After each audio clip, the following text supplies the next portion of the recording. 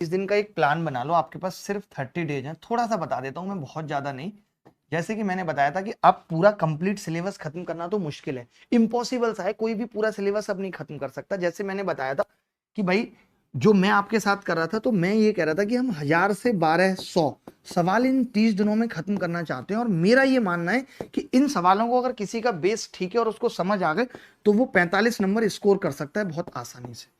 ठीक है, 45 नंबर गणित में वो स्कोर कर सकता है। यही सेम मैंने कहा कि जीएस के अंदर भी हमारा ये प्लान है कि हम 300 400 क्वेश्चन यानी 1200 से 1500 क्वेश्चन आपको फुल एक्सप्लेनेशन के साथ प्रैक्टिस करा दें और इसकी पीडीएफ भी आपको दे दें, जिससे क्या हो कि कोई बच्चा अगर क्लास नहीं अटेंड कर पाए, लेकिन क्लास से क्या होगा कि एक क्वेश्चन से आपके 4-4 क्वेश्चन निकल के आएंगे। ठीक है, करंट अफेयर की भी मैं एक लंबी क्लास बनवा के जिसमें सारा 6-7 महीने का करंट आ जाए। करंट अफेयर की भी मैं एक क्लास से ज्यादा आपका टाइम नहीं खराब करूंगा, हिस्ट्री की भी एक क्लास से ज्यादा नहीं, भले ही वो 6 घंटे की हो 7 घंटे की हो, बट एक एक क्लास ही मैं सबकी आपको दूंगा कि एक एक क्लास में ही ऐसे एक्सपीरियंस्ड लोग पेपर बना के या सवाल बना के आपको दे दें जिनका पहले भी ये रिकॉर्ड रहा है कि उनके पढ़ाने में से सवाल एज इट इज फंसे हैं, जो बहुत एनालिसिस करते हैं, जो बहुत रिसर्च करते हैं इसी चीज पे कि पेपर आ कहां से रहा है।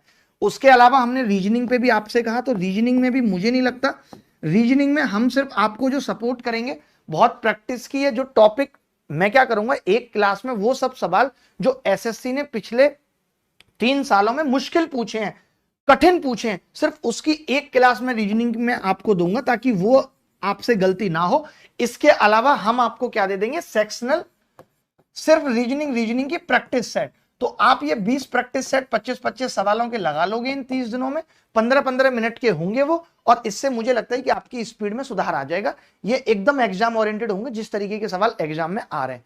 अब बात रह जाती है इंग्लिश की, तो इंग्लिश में भी कोशिश करेंगे, इंग्लिश में बहुत ज्यादा नहीं है, लेकिन हाँ ये है कि ग्रामर के अगर हम 1000-1200 हर एक रूल पे एक एक सवाल करके जाते हैं तो उससे फंसने की काफी संभावना है। वोकैब आपको खुद याद रखनी पड़ेगी।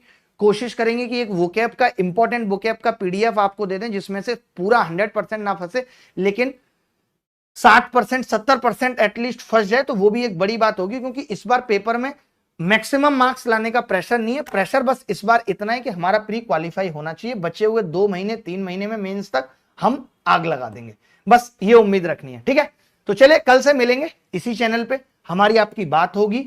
और अभिनय मैथ्स पे A to Z क्वांट 2.0 चल रहा है, वो चलता रहेगा। कल आपके पास पूरा शेड्यूल आ जाएगा, हर चीज आ जाएगी कल आपके पास। कल 1 नवंबर है जैसा कि मैंने आपको बताया था। ठीक है, तो चलो मिलते हैं।